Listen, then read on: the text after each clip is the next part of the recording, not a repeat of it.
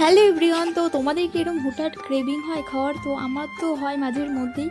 তো আজকে দুপুরে কিন্তু আমি রান্না করে রেখে দিয়েছিলাম, ডেলি তাই করি, ভাতও করে রেখে দিয়েছি। কিন্তু আজকে হুট করে ইচ্ছা করছে যে চিকেনের সাথে একটু লুচি খাওয়ার, অনেক দিন খাওয়া হয়নি। তো মামাম ঘুমালো, ওই কারণেই করতে পারলাম আর কি। তারপরে এসে এই যে আটাটা ফার্স্টে মেখে নিয়েছি। আমি আটার লুচি করছি, ময়দা লুচিটা আমি খুব একটা খাই না।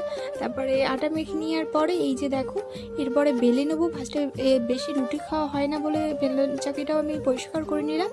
তার সাথে কড়াইতে তেলও দিয়ে দিয়েছি। আর আমি কিন্তু সর্ষের তেলেই খাই, সাদা তেল লুচি খুব একটা আমার মানে শ্যুট করে না আর কি। তো তারপরে এই যে লুচি ভাজতেও স্টার্ট করে দিয়েছি। বেশি ভাজবো না, অল্প কটাই ভাজবো। তো চলো ভেজে নিই। আর লুচির সাথে চিকেন কিন্তু বেশ ভালোই লাগে, কার কার ভালো লাগে অবশ্যই বলো। আর এই যে দেখো লুচি ভাজতে ভাজতে জানো তো মাম্মা মনে উঠে গেছিলো। তারপর একবার ওকে বসিয়ে আসলাম, কিন্তু ও কান্নাকাটি করছে, ও থাকবে না। তারপরে কি করব, এবারে তেলটাও গরম এখন, তাই জন্য আবার ওকেই আবার কোলে কোলে নিয়ে আসতে হলো।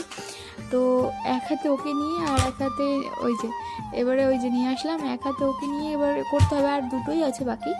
তো মানে মা হলে যে কত কিছু করতে হয় সেটা মা হওয়ার পরেই বোঝা যায় আর কি। তো এই